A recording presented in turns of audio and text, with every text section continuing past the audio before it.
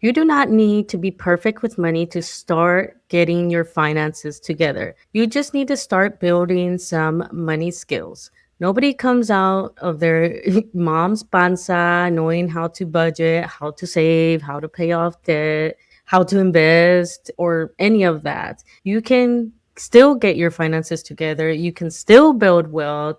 The thing is, you just need to learn how. So today I am sharing with you 5 beginner money skills that you need to start building if you want to stop feeling like chaotic with your finances and create a foundation for you to build wealth on. Hola, I am Violeta. I am a real estate investor and money education enthusiast. I like to share money tips and definitely real estate investing chisme. So make sure you stick around, you follow for more.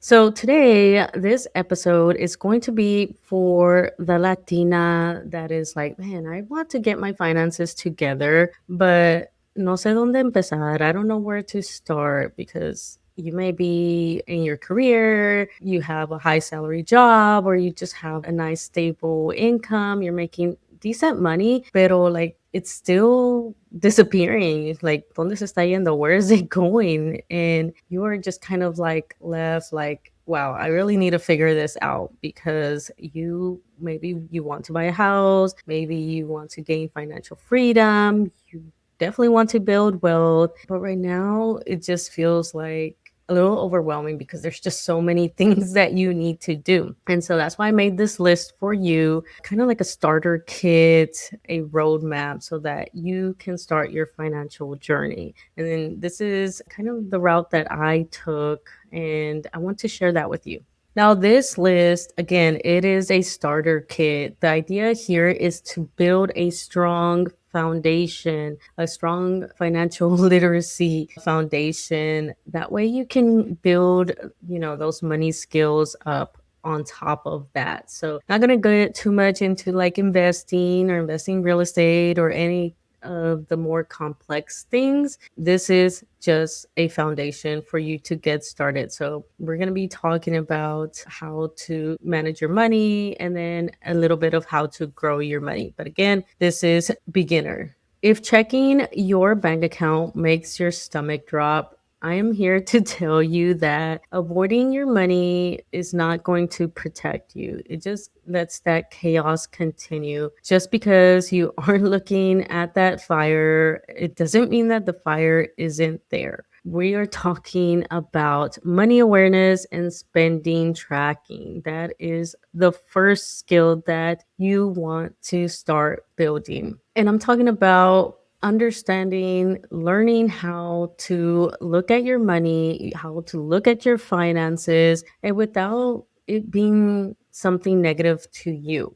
Because money management is one of the number one skills, in my opinion, that you are going to need throughout your financial journey, no matter what you decide to do, whether you want to invest in stocks, you just want to buy a house, you want to start a business, you want to invest in real estate. Money management is a skill that is needed for all of that. Managing the bills, the finances, the income from a business that you want to start. Same thing with real estate investing, managing those finances for each property that you buy, understanding the rental income that's coming in, the expenses that's coming out, and learning how to track all of that. So that is an important skill that you will have to develop. And so the best way is to, of course, start with yourself, understand where your income is going, where is it all going. And there's so many different ways to do that, right? You can do a budget, check every month or whatever. But in this day and age, I feel like the most effective way for most people is through an app. Find one that works for you. There's so many different ones. I know some people use the Monarch one, some use the Nerd Wallet one. I used to use one that I can't think of the name right now, but it would link to my bank accounts and it would automatically like pull what I spent and I could categorize it. And it gave me like a whole bunch of visuals of like pie charts or whatever of where my money was going. And so it really helped me know and track all my money. And then it also helped me really become responsible and accountable for where I am spending my money. So it was definitely an eye opener because I was bleeding money and I wasn't really realizing it because again, I was financially stable. I didn't really have to worry about it. So definitely was leaking money because I wasn't looking at it. And when you do this step, I don't want you to like, again, this is more for awareness to set up your foundation, to start building those skills. So I don't want you to be like beating yourself up or whatever. Just be like, okay, well, maybe I shouldn't spend it on that. Now I know and I'm going to do better. Just start looking at your finances, start simple, do it maybe once a week, whatever timing that you want to do that you feel that you can do. Like, don't set yourself up for failure saying, like, oh, I'm going to track it every day and blah, blah, blah. Like, no, do something that's realistic because, we're busy, we're working, all that stuff. So maybe like once a week or maybe even monthly, do that. Like, start with something, right? That's going to be doable because the goal is to build the habit, but also build the skill up. So all you're doing is just building the habit of looking at your finances, seeing where it goes, and just that's it. And so again, there's so many different ways, spreadsheets. I feel like the budgeting app does the best in my opinion because everybody has their phone in their pocket when you're shopping, especially nowadays that you just do tap to pay. Like it's pretty simple to just click on an app and then just adjust and put it in the category that it needs to go. So I feel that is an easy, doable way. Now, this brings me to skill number two, creating a spending plan that matches your real life. Again, a budget is not your financial prison. A budget is you telling your money what to do, giving a goal for every dollar, every penny that you spend. And you want to make sure that you are spending it strategically in ways that's going to help you achieve whatever financial goal is, whether you just want to save an emergency fund, whether you want to save up for a down payment for a house, you want to ensure that you're sending the most you can to your 401k or whatever, right? Creating a spending plan is a skill that you're going to need. Again, this is a skill that is going to develop if you're wanting to build a business, if you're wanting to invest in real estate, you're going to have to create budgets, create a spending plan. For example, with real estate investing, I have to create one for every property and account for that. So it's definitely a skill that you will need for other investments and other things that you want to do. So definitely practice with yourself, of course, because you want to understand where your money is going and also give every dollar a job.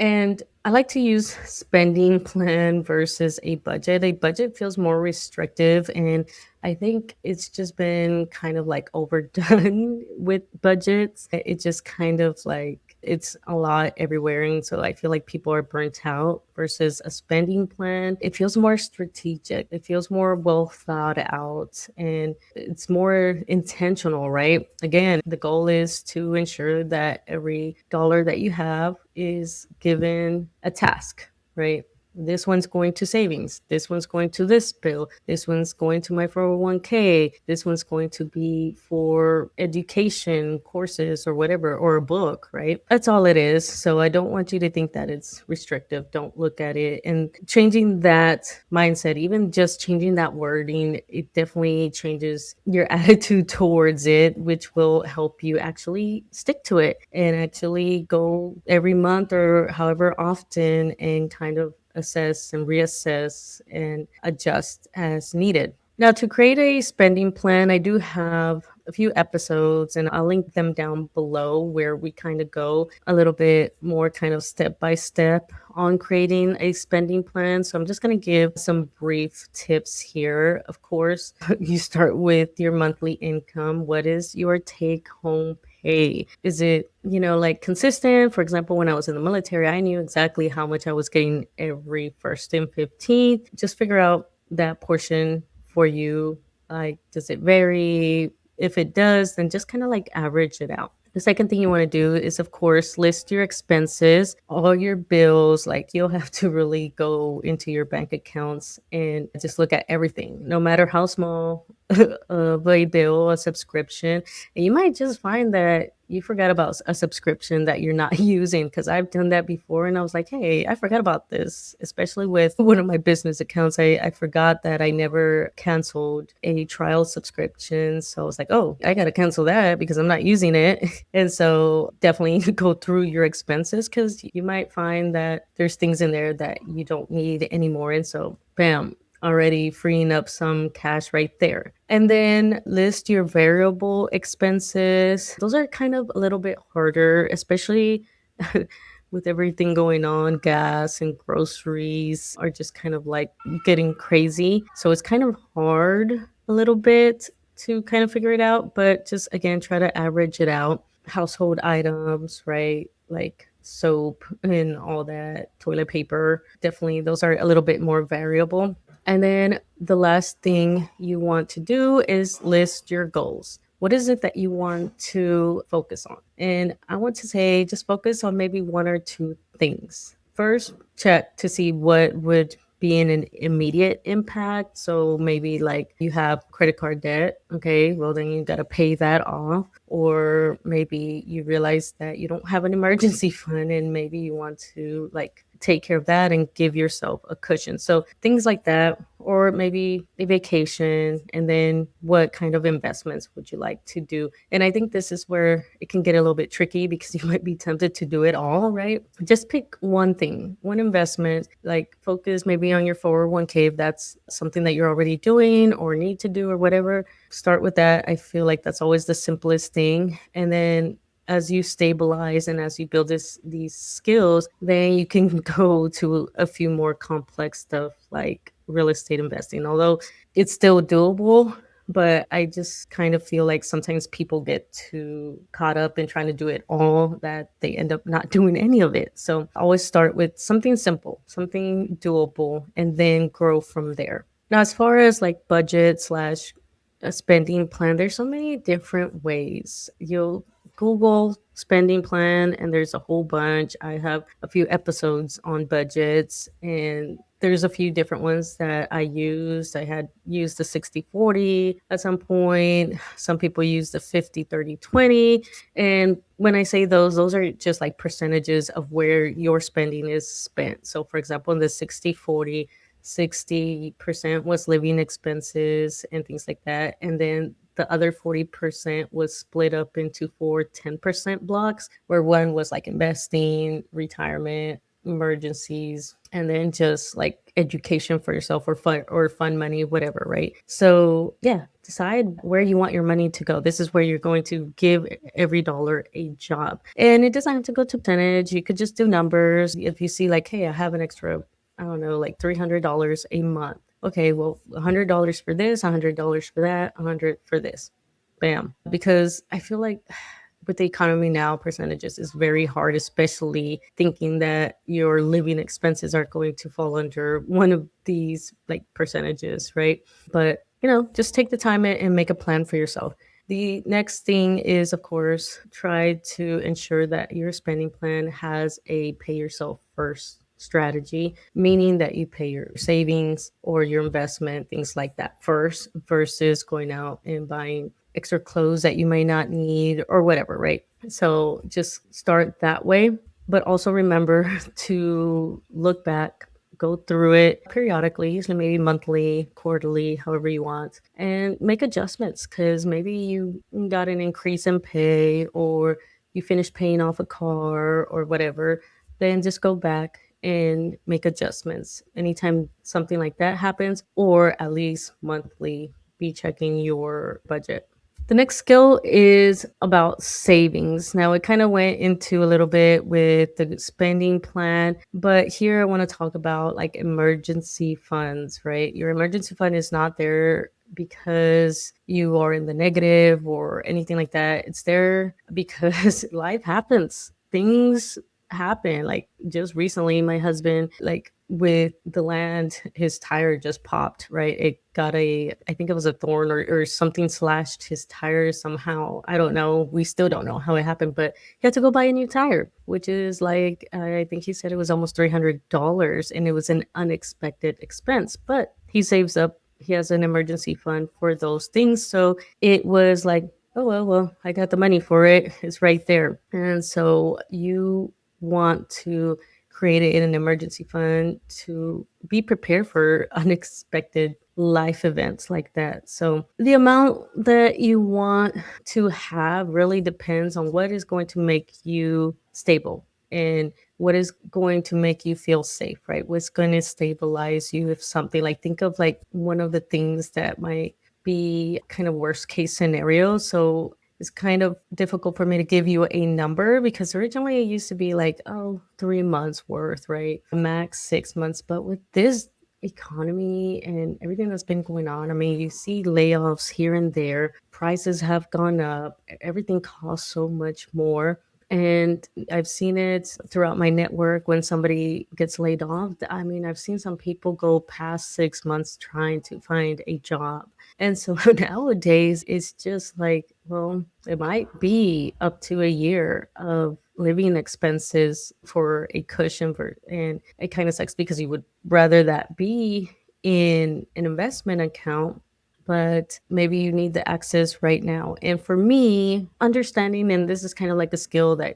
just builds up. I don't necessarily have an emergency fund just like in a high yield savings account, which is, side note, is where you would like to have your savings versus a savings account at a regular bank. You're going to get a higher yield. Now I know it's not as high as like a year ago or whatever, where it was like at 5%. I think we're like at 3-ish percentage, but it's still better than the point something that your bank is going to give you. But for me, because I'm kind of a little bit more stable, my living expenses aren't as high anymore, and I have some stability right on paychecks and things like that. I just have my credit cards as my emergency fund. I have pretty high limits, and also I have my investment accounts that I could always take a loan out on. So, and I also have like income coming from my rental property. So I have a little bit more like leeway with my emergency funds. So I don't have to have such a high savings in a high yield savings account. But again, this is you. You are the only one that can decide how much you are going to need if an emergency occurs. So yeah, so just start an emergency fund. And if you don't think that you could start one and not going to achieve a high amount that you may feel that you may want, still something is better than nothing, right? It can at least reduce the impact of that unexpected expense, emergency, or whatever. So still something is better than nothing. The next one is understanding debt and credit without fear. Now, debt is not automatically evil, and credit or credit score is not necessarily a scam, although, you can go either way with that. But if you don't understand the rules, are going to work against you. And that is something that I have learned along the way throughout my real estate investing journey, through my financial journey, is like I started understanding how credit worked and how I could use debt to my advantage to build wealth, to buy assets. And once you understand the rules of the game, it's so much easier. Now, there's a few complex things with that, right? And so I don't want you to go and do a deep dive yet. Just start with the basic, like what goes into a credit score? How do your credit cards work? Like, when does the interest hit? So start understanding what you have now. If you have a credit card, go in there and understand how that credit card works. When does the interest hit? When is it due? How much is the interest? Like, is it a cashback? Is it points? And if so, like, how does it work? So that way you understand how that credit card works and you can use it to your advantage. For example, with mine, I've been using my credit cards for my investment property.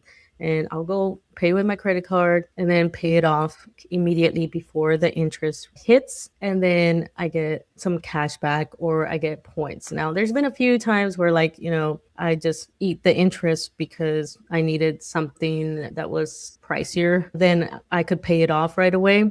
But again, I'm buying an asset that's going to make me money. So it's just kind of, to me, kind of part of the game there. So I'm not afraid of paying the interest rate on that. And so being comfortable with that took some time, and it is a skill that you learn and you build up on. So that is a skill that you are going to need, especially once you start getting into investments and all that. So understand how debt works, how credit works, how it affects you, and what are the things that you can do to pay off your debt. Now, I just recently had an episode too with Justin from Price of Avocado Toast, and we talked about some debt payoff there. And so I'll try to remember to link it down below. And we talked a little bit about that. So definitely check it out. But if you do have debt, understand how you can pay it off, the different strategies to pay it off, things like that. So definitely take your time here as well. Pull up your credit report. You could pull once a year your full credit report on myannualreport.com. I'll try to link that below as well. It's free once a year and it gives you your whole credit report, and you can see what all is affecting your credit, and just pull up your credit score as well, look up how it works, and then that will help you understand what things you can do to actually help increase your score if that's something that you are looking for. So for example, with me, I'm not too worried about credit score as much anymore. My goal isn't to get that perfect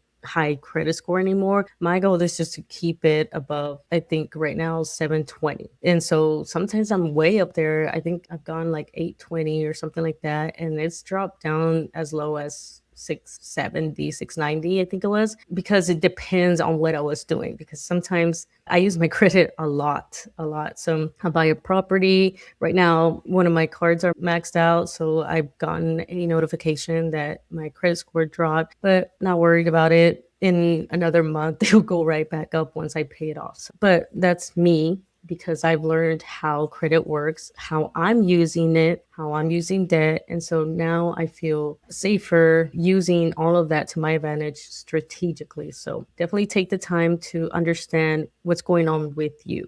And the last skill is making money decisions from goals, not guilt, which kind of covers everything that I've been kind of mentioning, because it kind of everything that I've been talking about with the other skills. If every money decision is based on guilt, you're always going to feel like that shame. You're always going to feel like behind. And you might be doing better than you think, but that guilt will have you thinking that it's bad, right? And so learning how to make financial decisions with confidence has been a big game changer for me. I've been able to just jump right into things, right? With my experience, right? Don't just jump into it without like understanding what you're getting yourself into. But I've learned to do things with confidence because I know my goals. I understand, all the other skills that we talked about, my spending plan, my financial goals, how my credit and debt, all that works, and how I'm going to use it to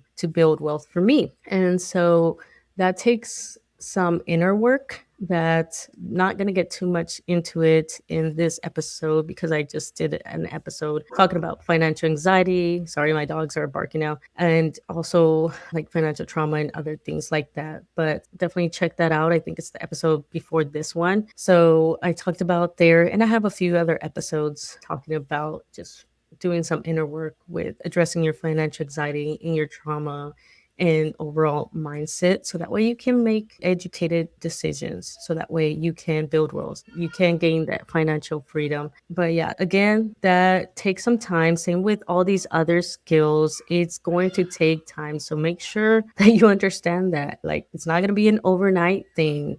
It's going to require some work and just some perseverance, And with that, I'm going to end this episode because I gotta go take the babysitter to her car, and baby sounds like she's awake. So, and the dogs are, you probably heard them bark. So, probably have to go potties. So, I'm gonna go take care of that. Other than that, again, this is a starter kit for anyone that is looking to get their financial journey started. Don't forget to like and subscribe, share this episode, and I will see you in the next one. Bye.